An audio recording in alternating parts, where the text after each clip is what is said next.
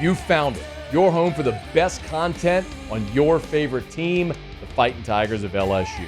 Do us a favor. Subscribe to the channel. Leave your comments below. And be sure to smash that like button.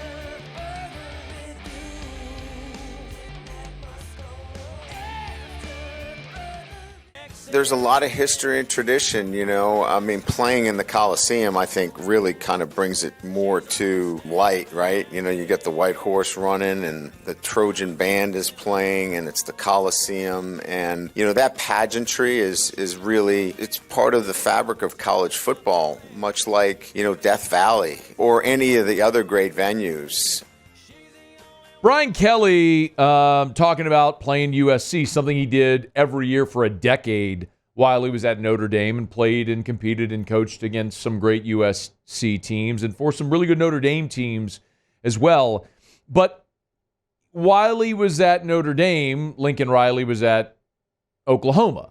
So it wasn't exactly a what and what for what you're going to see. But I did ask Brian Kelly if there was anything in playing USC for a decade that he could take away that might help his team in this game. The 2019, 20, 21 version of USC was built on the air raid as well. So there's some similarities, you know, from that perspective. You know, Lincoln Riley is a great play caller. So, you know, I'm not here to argue who's a better play caller, but there were similarities in terms of what they were trying to do offensively. So that's why the transition in terms of what they went to offensively was pretty seamless. Pretty similar there, but you're going to get outstanding skill players on the field. You're going to get players that on both sides of the ball, to your naked eye, you know, you're going to go, that looks like an SEC player, and that's what we'll get on Sunday. It also helped that Lincoln Riley went to SC and had Caleb Williams come with him. But as we've talked quite a bit throughout this offseason about the LSU defense, and understandably why that's been just a giant talking point, we all know it, I don't need to rehash it. The closer we get to this game, I think I'm falling more firmly in line with, I believe LSU's defense is going to be better. As we've said, it'd be hard to be worse from literally the worst defense ever. I believe they've limited mistakes. They worked very hard to cut down coverage busts, as Brian Kelly and Blake Baker have talked about a lot. And when you're not thinking as much, you're playing free and fast and physical, and I think you're just going to be better as a result. However, I don't know necessarily that you're going to see that on full display Sunday because of Lincoln Riley. Y'all, what I'm about to tell you is just irrefutable. Lincoln Riley became an offensive coordinator in the 2010 season at East Carolina. As the OC at East Carolina for 5 seasons, here's the points per game. 36, 26, 31, 40, 35. He gets the Oklahoma job as the offensive coordinator. 7 years at OU as the OC and the head coach. Here's the points per game. 43.9, 45.1, 48.4, 42.1, 43, and in his last year at OU, 39.1. 2 years at USC, 41.3, 41.8. Y'all, from 2010 through 2023, with Lincoln Riley calling plays, his second year in 2011 at East Carolina, they averaged 26.2. Since then, there's one season from 2012 through 2023, one time when his team didn't average two times they didn't average at least 40 points per game. It was his last year at East Carolina when they were at 35.8, and his last season at Oklahoma when they were at 39. Point is, USC's offense is going to go. They're going to go because he's going to make it go. Because whatever you think of him as a head coach, bringing Alex Grinch, retaining Alex Grinch last season when they should have gotten rid of him after year one, now making the change. Whatever you think of the inability to win the big game, LSU blowing the doors off of him in the playoffs, whatever you think of him, There is an undeniable truth about Lincoln Riley. His offenses are awesome, and they always are.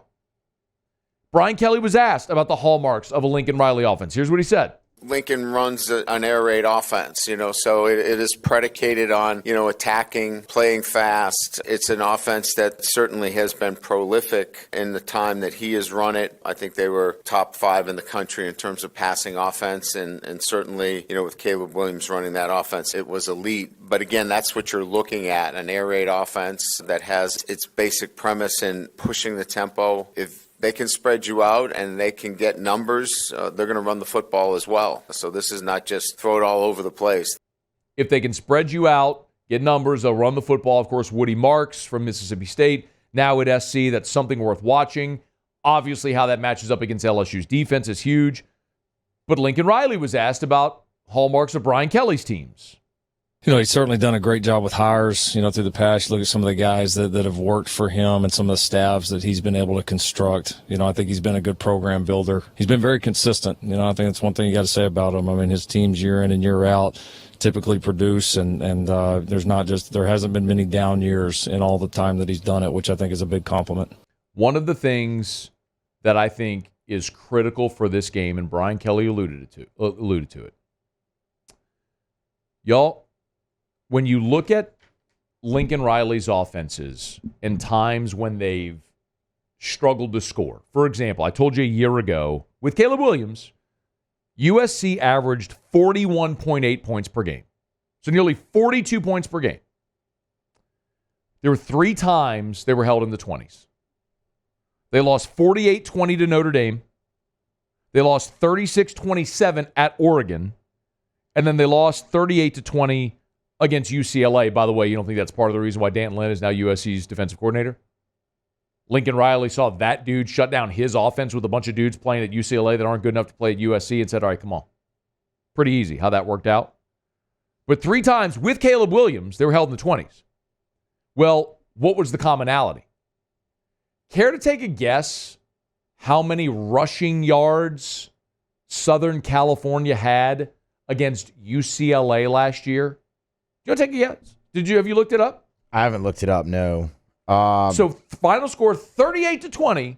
You want to take a guess at how many rushing yards Southern California had in a 4-quarter game against their crosstown rival? 50?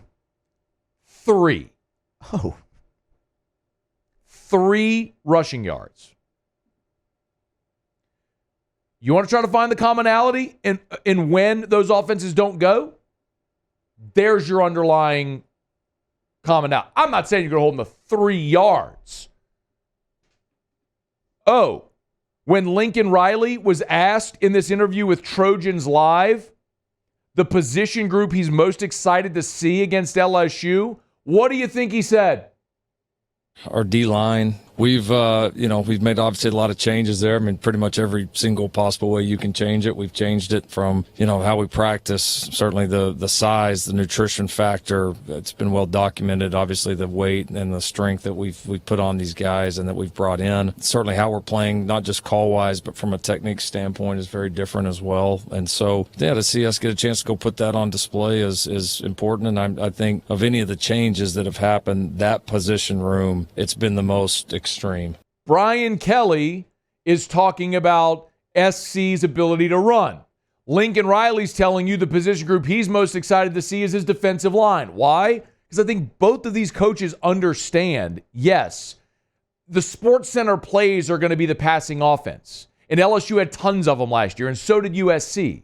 But the reason both of these teams fell dramatically short of expectations is because LSU couldn't stop the run, and neither could USC. So as much as we're gonna gawk and awe about the offenses, we've talked about the quarterbacks, the ability to throw the ball, the receivers, the weapons on the outside secondary, and all that matters. But the ability for LSU to run the ball and the ability to stop the run is the key underlying factor when Lincoln Riley's offenses have struggled to get going. You see it consistently. That's what it is. When they struggle to get going, it's their inability to run the football and be balanced. When you can stop the run, you can play numbers against their coverage, then yes, that is how you get stops against USC. The game they lost to Oregon, 36-27. USC had 306 passing yards, 73 rushing yards. They averaged 2.9 yards per carry. You want to look at one statistic for LSU's defense in this game? Don't look at coverage bust. Don't look at passing yards. Don't look at any of that. Look at USC's rushing yardage. If LSU's defensive front seven can be competent against the run, you win this game. That's the key. To me. Hey, thanks so much for watching. Please leave your comments. I love to interact. And be sure to hit the red subscribe button below.